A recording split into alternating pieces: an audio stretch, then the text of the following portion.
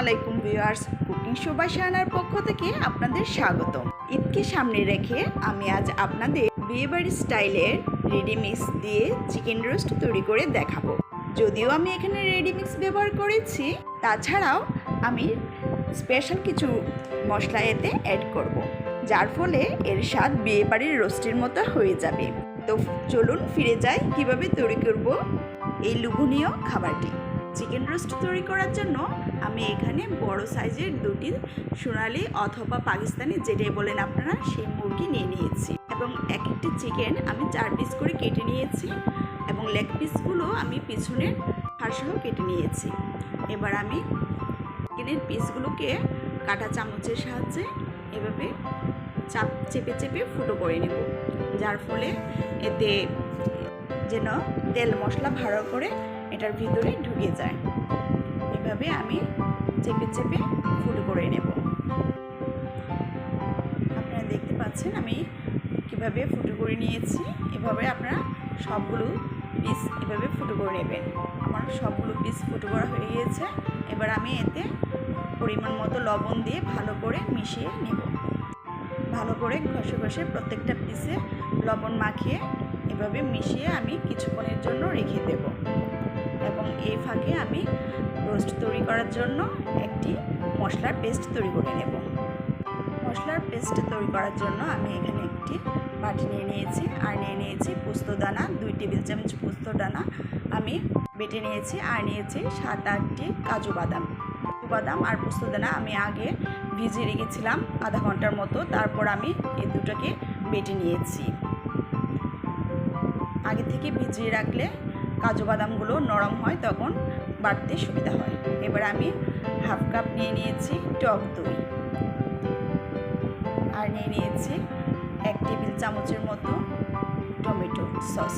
Chicken রোস্টে শাহি test আনার জন্য এই স্পেশাল মশলাটি অনেক গুরুত্বপূর্ণ। এবার আমি এগুলোকে ভালো করে মিশিয়ে একটি পেস্ট তৈরি করে নেব। আপনারা চেষ্টা করবেন এই মশলাগুলো ইউজ করতে। রেডি মিক্সের মশলা তো আছে, কিন্তু বাড়তি এই মশলাগুলো দিলে রোস্টের টেস্ট আরও বেড়ে যায়। আমার পেস্টটা তৈরি করা হয়ে গিয়েছে। এবার আমি একটি প্যানে পর্যাপ্ত তেল দিয়ে সেই চিকেনগুলো আমি হালকা করে ভেজে নেব। বেশি ভাজবো না, বেশি ভাজলে চিকেনটা শক্ত হয়ে যাবে, তখন খেতে ভালো লাগবে না। এভাবে হালকা করে ভেজে নিলে, হালকা বাদামি করে ভেজে নিলে এটা সফট থাকে এবং খেতে অনেক ভালো লাগে। এবং আমি চুলার আঁচটা মিডিয়াম আঁচে এগুলোকে ভাজবো। বেশি আঁচে ভাজলে চিকেনগুলো পুড়ে যেতে পারে। এভাবে আমি হালকা করে চিকেনগুলো সবগুলো ভেজে নেব।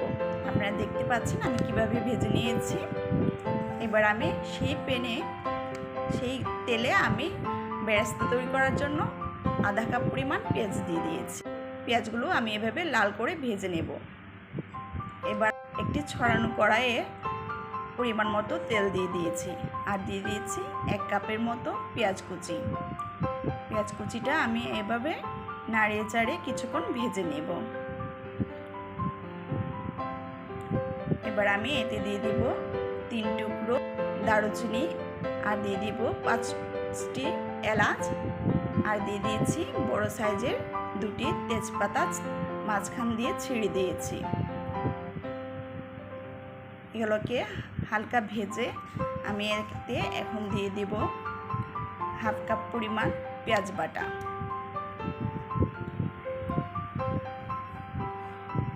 এভাবে পেঁয়াজ বাটাটা দিয়ে আমি হালকা ভেজে দিয়ে দিব এতে 1 চামচ আদা বাটা আর দিয়ে দিয়েছি 1 চা চামচ রসুন বাটা। এগুলো দিয়ে আমি হালকা একটু কষিয়ে নেব। হালকা কষিয়ে আমি এতে দিয়ে দেব এখন সেই তৈরি করে রাখা মশলার পেস্ট। মশলার পেস্টগুলো দিয়ে আমি এভাবে মিশিয়ে, ভালো করে মিশিয়ে এটাকে কষিয়ে নেব। কষানোর সময় আপনারা বেশি বেশি করে নেড়ে নেবেন, নয়তো বা এটার নিচে লেগে যেতে পারে। যেহেতু এখানে বাদাম এবং পোস্তদানা দেওয়া আছে, সেই ক্ষেত্রে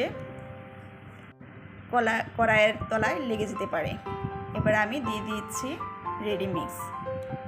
আমি এখানে রাঁধুনির রেডি মিক্সটা নিয়ে নিয়েছি, আপনারা চাইলে যে কোনো ব্র্যান্ডের রেডি মিক্স নিয়ে নিতে পারেন। আমি রেডি মিক্স দিয়ে এভাবে ভালো করে একটু কষিয়ে নেব। তারপর দিয়ে দিচ্ছি সেই পেস্ট রাখা বাটিতে করে অল্প একটু পানি দিয়ে দিচ্ছি, নয়তো বা মশলাটা পুড়ে যাবে। এখন দিয়ে দিচ্ছি পরিমাণ মতো লবণ। লবণের পরিমাণটা অবশ্যই খেয়াল রাখতে হবে, কারণ আমাদের সেই লবণ দিয়ে মাখানো ছিল, সেই জন্য বুঝে শুনে লবণের পরিমাণটা দিতে হবে। এবার আমার মশলাটা কষানো হয়ে গিয়েছে, আপনারা দেখতে পাচ্ছেন তেলটা উপরে উঠে এসেছে। আমি এবার এতে সবগুলো চিকেন দিয়ে দেব। সবগুলো চিকেন দিয়ে আমি অল্প অল্প করে নাড়িয়ে দেব। আমার মশলাটা কষানো হয়ে এসেছে। এবার আমি এতে দিয়ে দিচ্ছি হাফ কাপ পরিমাণ দুধ, আর দিয়ে দিচ্ছি 7-8টা কাঁচামরিচ। আমি এটা দুধ দিয়ে রান্না করব, বাড়তি কোনো পানি ইউজ করব না। আর আপনারা চাইলে পানি দিয়েও রান্না করতে পারেন, কিন্তু আমার কাছে মনে হয় দুধ দিয়ে রান্না করলে এটি শাহি একটা রোস্টের টেস্ট আসে। তবে আমি 10-15 মিনিট মতো রান্না করে ঝোলটাকে শুকিয়ে নেব। এবার আমি এটাকে ঢাকনা দিয়ে ঢেকে 10-15 মিনিটের মতো রান্না করব, যেন ঝোলটা শুকিয়ে আসে। আমার রান্না প্রায় হয়ে এসেছে, আপনারা দেখতে পাচ্ছেন উপরে তেল চড়ে এসেছে। এবার আমি এতে দিয়ে দেব 2 টেবিল চামচ ঘি। 2 টেবিল চামচ ঘি দিয়ে দেব, আর দিয়ে দেব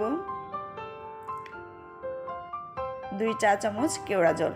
কেওড়া জলটা আমি 2 চা চামচ দিয়েছি, কারণ আমার চিকেন রোস্টের পরিমাণটা একটু বেশি, সেজন্য আমার কাছে মনে হয়েছে 2 চা চামচ কেওড়া জল দিলে এটার টেস্টটা এবং স্মেলটা ঠিক হবে।